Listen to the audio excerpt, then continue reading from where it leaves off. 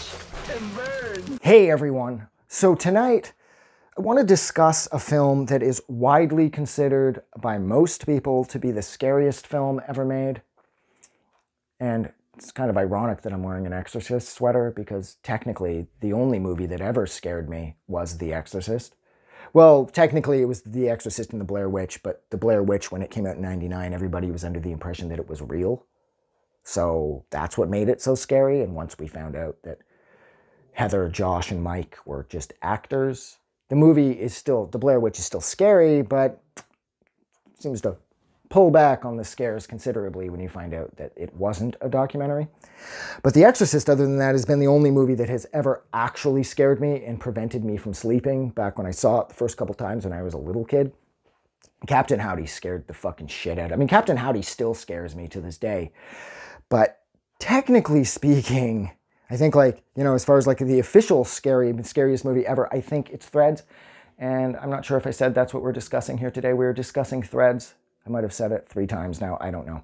This is a British nuclear war drama that came out at the height of the Cold War. This tells the story of Ruth and Jimmy, who decide to get pregnant after they get Ruth married. I just can't talk tonight. I don't know what my issue is. Ruth and Jimmy decide to get, fuck, I almost said pregnant again. Ruth and Jimmy decide to get married after Ruth gets pregnant, except their starting their little lives together is cut short by the incoming nuclear war between the United States and Russia. And this, out of all of the nuclear war movies I've seen, Countdown to Looking Glass did a fantastic job of presenting it from the newscasting angle. I felt that The Day After sort of showed the down-home effects of what it would do to a family.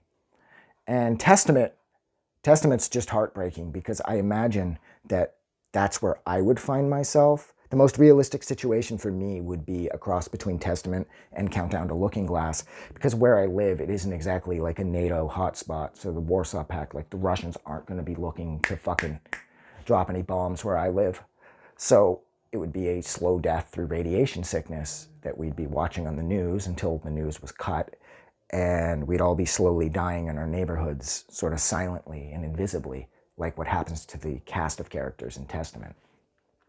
But Threads, this movie here, is absolutely terrifying.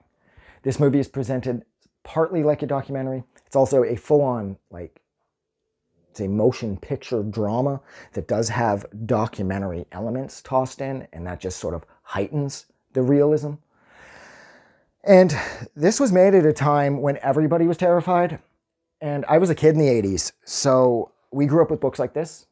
It says nobody wants a nuclear war, because the early to mid 80s, when the Cold War was sort of peaking and the threat, or the media's sort of coverage of the guaranteed threat or the guaranteed destruction of nuclear war that the media was fucking ramming down our throats at that point, it prompted authors to write books like this that tell kids that everything's going to be okay and that nobody wants a nuclear war. There's a really good chance that these men are just posturing and how everything's going to be okay. We're not going to end up in Mad Max.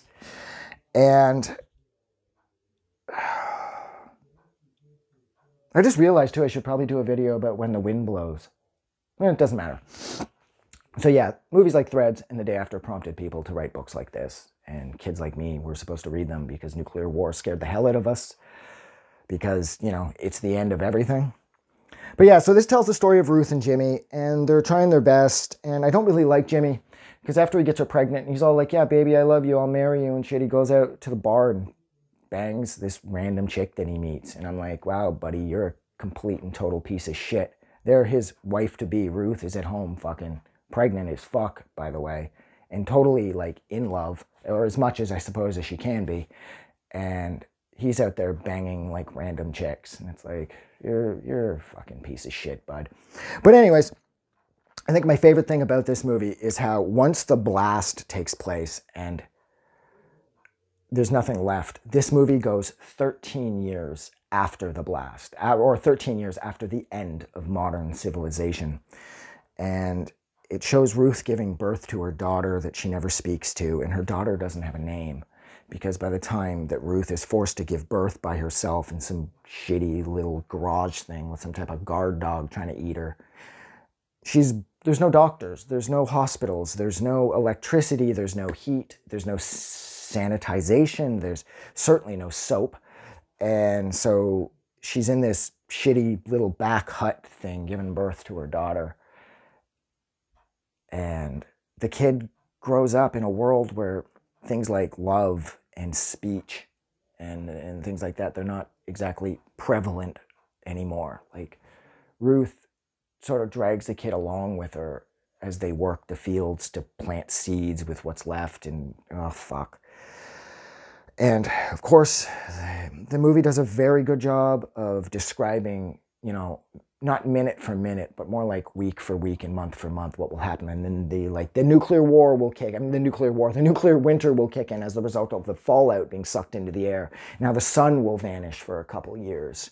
And then right about the time that Ruth's daughter is old enough to be working the fields with her, the sun reemerges, but because the ozone layer is gone, because of all the radiation, skin cancer and cataracts become the new order of the day.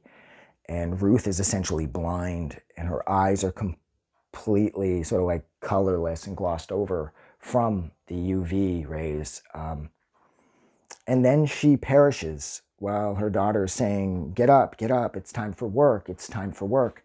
And Ruth is gone. And her daughter takes a couple things that she needs, and she leaves behind a book about birds that Ruth had been carrying with her this whole time, because her husband-to-be, Jimmy, he had a thing for birds. And on the roof of either where he was living with his parents or a roof somewhere, he had a collection of birds that he loved and looked after. And Ruth carried this book with her for roughly 13 years through the wasteland, trying to keep Jimmy's memory alive. And that always really bothered me because, like I said, Jimmy was a piece of shit and she had no idea. So here she was, like living literally in hell, and she was keeping his memory alive by carrying this book about birds that was his around with her, never knowing that he didn't seem to have as much respect for her as she obviously had for him. This movie's brutal.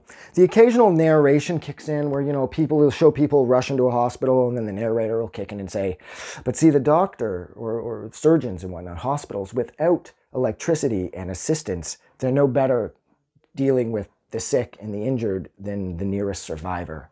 And it shows the hospital and like the fucking blood sort of pouring down the stairs because of the swarms of people, like sort of like, oh, the hospital will be able to figure it out, and they like forcing their way in, and they're all blown to pieces and shit, and there's nothing left. And I will say the most harrowing part of this film for me was the end, when Ruth's daughter, who ends up pregnant, of course, she gives birth. And the movie concludes just like it cuts, just as she looks down and sees the horror that she gave birth to. Now it's not really human because of the effects of all the radiation, I guess, that's floating around. And she gets this completely horrified look on her face, and she starts to recoil from it, and that's when the movie cuts. And it's just about the most effective way that they could have possibly ended one of the most affecting movies ever made.